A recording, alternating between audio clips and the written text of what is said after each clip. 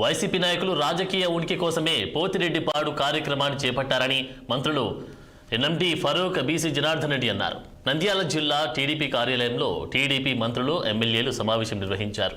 ఈ సమావేశంలో వారు మాట్లాడుతూ గత 5 ఏళ్ల పాలనలో వైసీపీ నాయకులు ఒక్క ప్రాజెక్టునైనా ప్రారంభించి పూర్తి చేశారా అని ప్రశ్నించారు.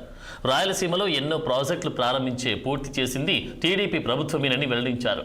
ఇక వైసీపీ నాయకులకు చంద్రబాబు గురించి మాట్లాడే అర్హత లేదన్న ఆయన ఆగ్రహం వ్యక్తం చేశారు. నేను కౌన్సిల్లో అడిగా, రికార్డు తీసేయండి అని పార్లమెంట్ మాట్లాడాడు.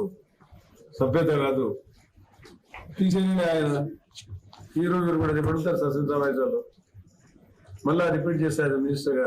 అయ్యా మోహన్ బాబు, నేను రికార్డులో నుంచి తీసేయమని చెప్పినా నువ్వు ఎందుకు తీసేయలేదు?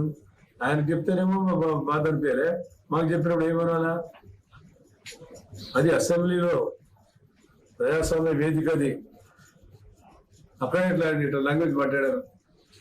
కొడుకు కూడా ఆకులు తినేటోడు ఎట్లా మాట్లాడాడే? ఎప్పుడైనా మనం మాట్లాడేమా? మనం సభ్యత, సంస్కారం నేర్పించాడు చంద్రబాబు నాయుడు మాకంతా. ఎట్లా మాట్లాడాలో, ప్రజలు ఎట్లా ఉండాలని. మనం రాంబాబు మాట్లాడడానికి ఇబ్బంది గురాలు వరద అయినా సార్ వద్దు, వదిలేయండి, మనం అధికారం ఉండం, మంచిది కాదు. మరి సార్ ఎవరేమలేదు, అంత దుర్మార్గమైన మాట మాట్లాడి కూడా మన ప్రాంతంలో ఎవడన్నట్టు అదే మాట ఉపయోగించడం ఏమైతే దూరం పోతుందో మీరు ఆలోచన చేయాలి. అలా అదే రాయలసీమ పౌరుషం. దాని పౌరుషాలు ఎందుకు? పౌరుషం లేని పౌరుషాల గురించి మాట్లాడితే